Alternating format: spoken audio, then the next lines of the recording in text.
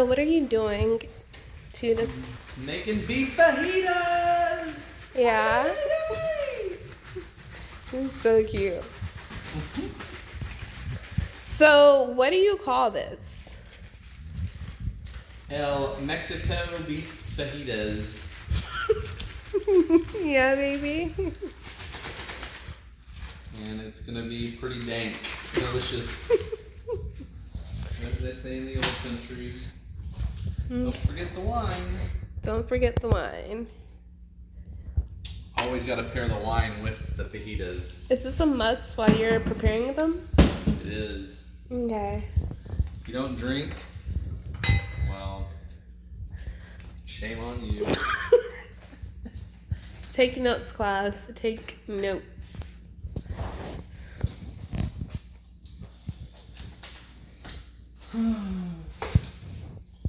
We're gonna make some bruschetta. Okay. Bruschetta? Bruschetta? Bruschetta. So you're gonna slice the tomatoes first? You always gotta slice the tomatoes. Get that core out of there. Some people eat it, I don't. Okay. Humans don't eat it. We have to think about the audience.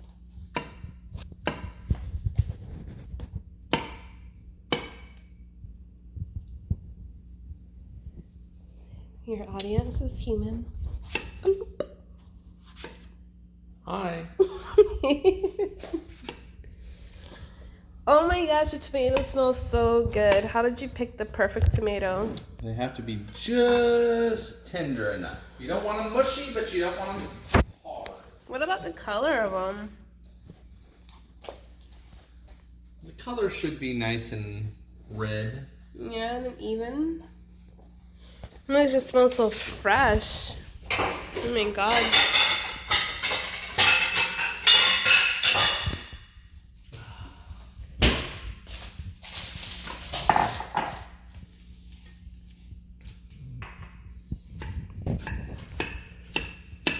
So after you take the core out, I'm gonna give them about a medium dice. look at all that juice. Mmm. Juicy juice. I don't know if I'm allowed to say that because that's a brand of a juice. Baby, if the tomato's juicy, it has that juicy juice. Shout out to the juicy juices, but we're making bruschetta. You're making bruschetta.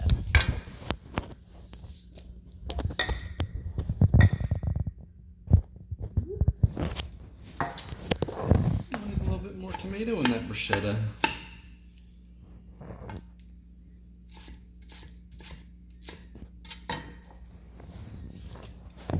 Oops. I did it again. Take a little garlic. Fresh ingredients. Fresh ingredients is so important. We're gonna do we're gonna do 2 cloves of garlic in this bruschetta. That's what 2 cloves of garlic look like. And we're gonna chop it from the top. Very important to cut the end off. So that way, when you smash it, like that, then the skin comes off. Just like that. And your whole clove without the skin.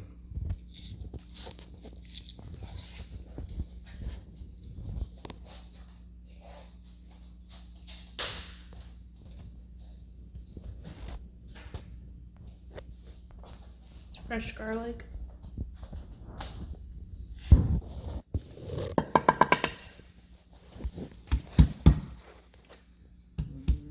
Couple good smashes. You're just gonna kind of run your knife through it and chop it up nice and good. Let me go for one more.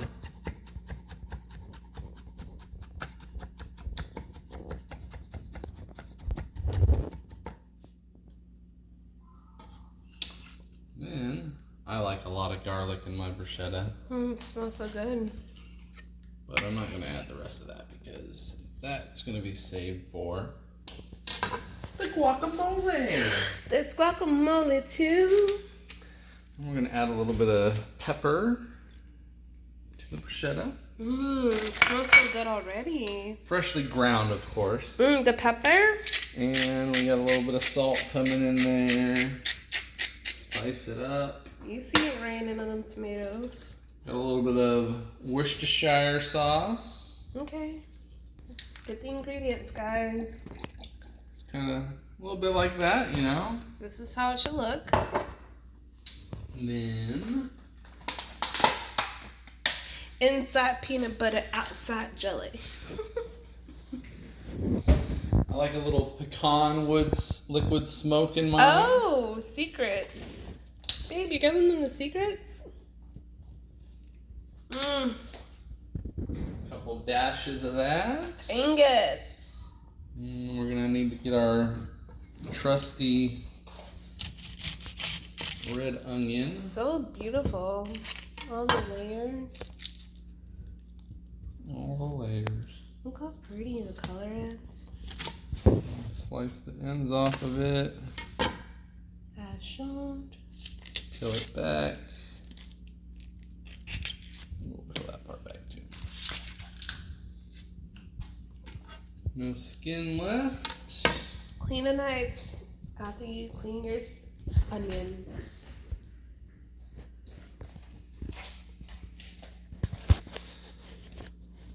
And we'll make a little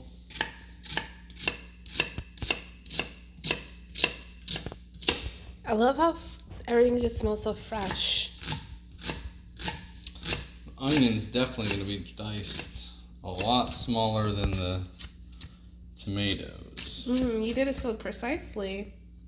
It takes me like 3 or 4 times to dice my onions that size. Well, you know, it happens. It's beautiful. What happens next? And we're going to take a little balsamic vinegar. Okay.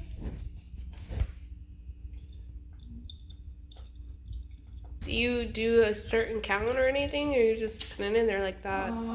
That's going to be about a 2 tablespoons of balsamic vinegar. Okay, so we're just good like that. And another tablespoon of balsamic reduction.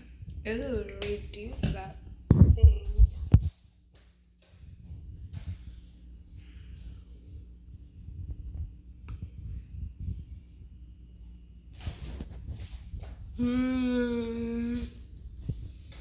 Wish you could smell this. Then It smells so good. Oh my god. Do a little bit of the smooth extra virgin olive oil. Why the smooth? It's a little bit lighter, so therefore we're gonna probably do about 2 tablespoons of that. Okay, so you don't want to do the virgin. You don't want to do like the avocado oil, all the extra oils. You just want to stick to the extra virgin, smooth olive oil. Extra virgin smooth olive oil. Nothing else. Not robust. You don't want an intense olive oil flavor The in there. grapeseed olive oil, the sunflower seed. Yep. And then we're gonna take the basil and we're gonna roll it up. Where Okay. it's nice like that, nice and rolled up. And then you cut it when it's rolled up. And this is called a chiffonade. It will leave nice, long, thin strands. So aromatic. And then when you do it in there, it's all nice and beautiful. Beautiful. You haven't even stirred it up and look how pretty it is. Yes, and now we're gonna stir it up. Oh my god, the aroma. Wow. My gosh, you can smell it before you even bring it to the table. That's how you know. It looks a little juicy right now, but we need to let this sit and let all the ingredients combine. How long does it normally have to sit for? We're gonna let it sit for about 30 minutes. Wow, 30 minutes until I can have some? Well, the bread's not done yet either. Oh, So yikes. we don't have any of that. And then we're gonna add, after the 30 minutes, we're gonna add the mozzarella pearls, Oh, yeah. which is one of my favorites. I thought bruschetta had to be made with feta. You can do it with mozzarella too? You can do it with feta, mozzarella, everything. Good to know. Yep. So I'm gonna put this in the refrigerator and let it sit. All right, well, sounds like we'll be back in 30 minutes. 30 minutes.